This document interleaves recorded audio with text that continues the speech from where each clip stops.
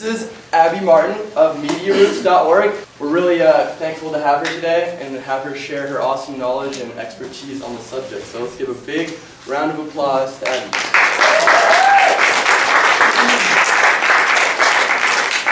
Thanks for having me, Ken and Andy. That was awesome.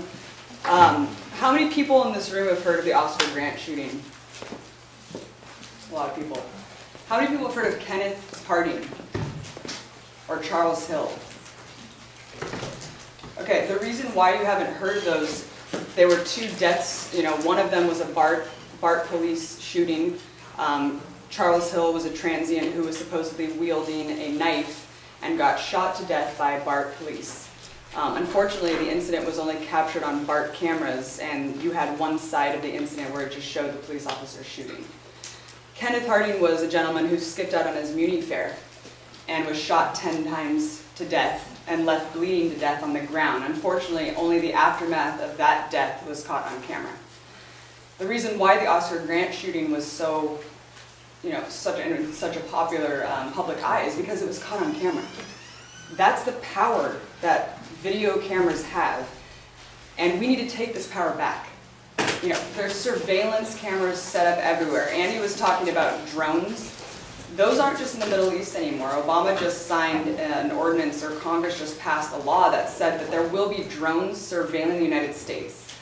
They're coming to a protest near you. And this is going to happen in the next couple of years. And so if we can be filmed, then we have every right to film cops and to film the establishment, to film what's going on. It's our right, it's our duty, and we have the power. We need to take that power back. I started MediaRoots.org. It's a citizen journalism project. I started it because I was sick of just being propagandized.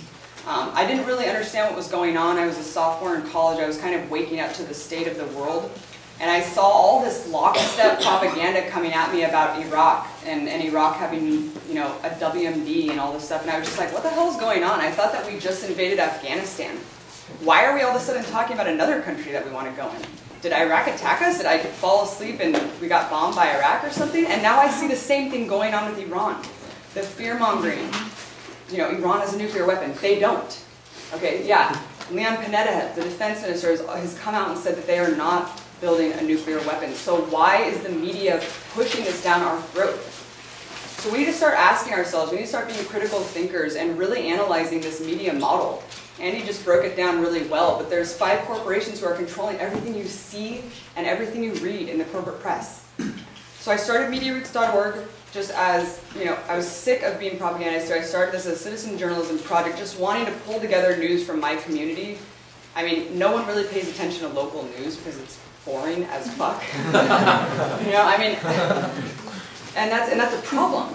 And when the Occupy movement kind of broke down in my backyard, I was living in Oakland, a couple blocks away from Frankagawa Plaza, and I was just like, let's go.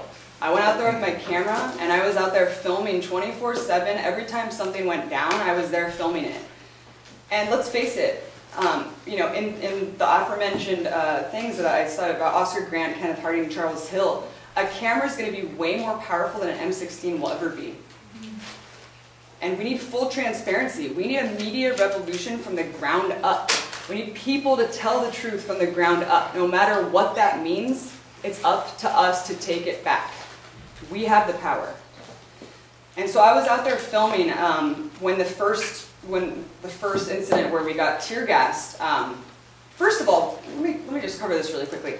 Riot cops, this huge armor that they have on, that's designed for riots. Like, I don't understand these crowd control methods where they just feel like it's necessary to tear gas whole crowds. That's why they have riot gear on. They're meant to deal with people who are rioting and throwing things and breaking things. So for them to just tear gas thousands of people because one person might throw a bottle is absolutely insane.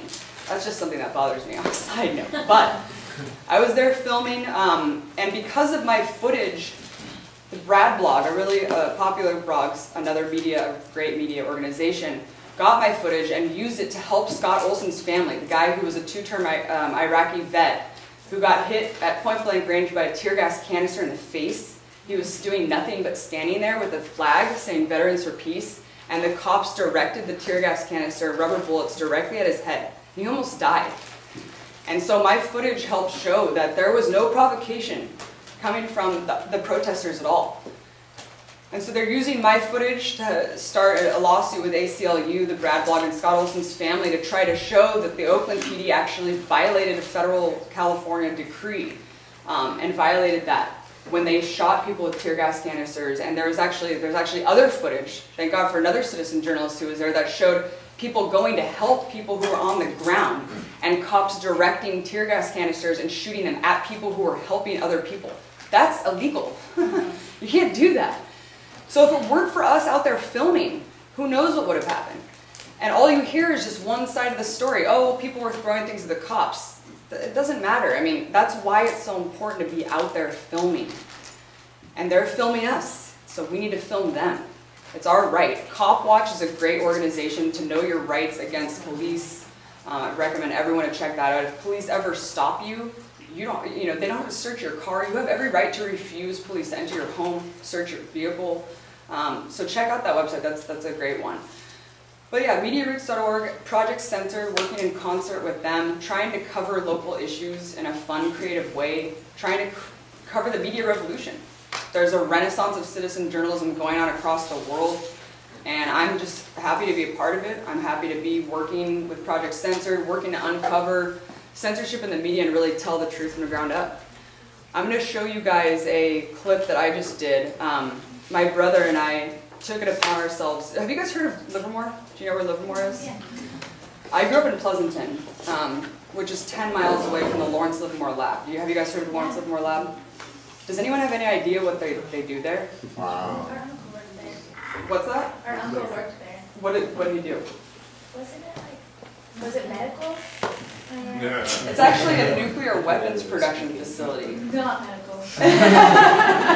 But that's a good point, because we went out there and talked to the Livermore community, and we were just like, hey, what do you guys think is going on here? And no one knew.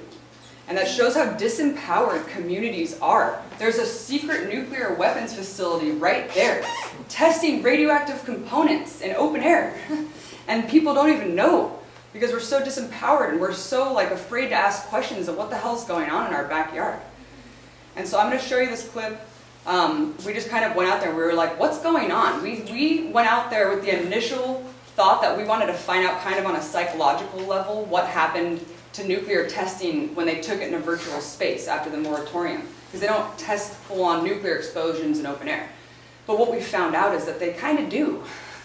They're testing each component of a nuclear weapon separately in these different chambers and in these open-air tests, and there's radioactivity, and you'll see what we found out. But it's pretty interesting. But this is an example of just us taking it upon ourselves and really trying to find out what's going on and putting together a piece about a citizen journalism piece about our community that affected Pleasanton and Livermore. So, ends a little bit dark. But, I mean, it's just an example of how you can really just be proactive in your community and kind of figure out what the hell's going on. I mean, I was absolutely appalled going out there just one day and talking to people who were experts in the field and really knew what was going on at the lab and how really it does affect the community. I mean, I grew up in Pleasanton, it was right next to Livermore, so it was a really scary thing for me to find out. And just blogs are so easily accessible now. Anyone can start a WordPress blog. Live streaming is another great way that you can be proactive. You can just get a Ustream account and get an app on your cell phone and just live stream anything. The second that you see something happening, just live stream it. And it's just all about transparency, all about telling the truth from the ground up, and all about really the people's movement and taking our power back. Does anyone have any questions, and do you guys want to see any issues covered really in your community? Anyone have anything to say? No? All right, I'm going to pass out. I have one question from the older gentleman who said he had worked at the facility. What did he say when you asked what they were doing there? He was, you just kept hearing these regurgitated talking points, research and development, research and development. And he just said what he did was a secret. He just did computer stuff. You heard that being repeated a lot. We just do computer stuff. And I think it's just this cognitive dissonance where they don't understand what they're doing. You know, compartmentalizing these different components of really building nuclear weapons.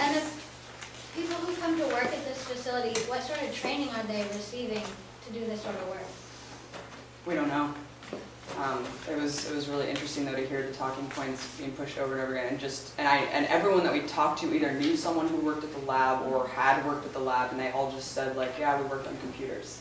They were just like, but they didn't really put it together. It was really strange. Did you? Yeah, I know there's a ridiculous statistic. I'm sure Ken could verify it from Yeah. me. 1 in 7 women in the Bay Area have breast cancer. Has there been any study correlation between that? That's a great question. I'm not sure about the greater Bay Area, but I do know that in Livermore, I mean, it's definitely, the malignant melanoma rates are astronomical. I mean, and people don't seem to correlate this facility with these rates. I mean, I just know my mom's personal friend, her baby just got diagnosed with brain cancer, and she's from Livermore. I'm just like, it's insane. I'm from Livermore. Yeah. And I know people who work there. Yeah. Who can't say what they do, and it's classified. Right. And their families don't even know what they do. And It's pretty fascinating. It's really, I mean, you hear about Los Alamos, but like you never hear about Lawrence Livermore Lab. Or Site 300. I mean, with their blowing up depleted uranium, what? Like, it's insane. Oh, I just had a comment. I'm from Livermore, also Yeah. called Tracy, and my family grew Yeah, up in yeah. Livermore. My aunt and my aunt's friend just got diagnosed with melanoma on her face.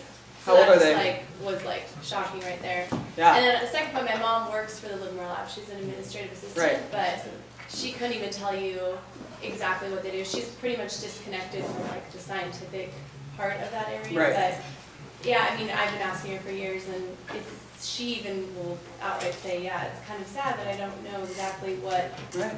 you know. Right. And I mean, I was asking the woman who worked in the office, and she was just like, no, they're not doing that. It's like, Yeah. but they are. They're And we went across from Site 300, and there was like a guard shack of these sheriffs who had lived there for like 2 years, and I was just like, do you guys know they're testing right across the street? They're like, no. I was like, have you ever asked? They're like, no. I was like, okay. Wow. Are people allowed to sue it, like they're diagnosed like the cancer there?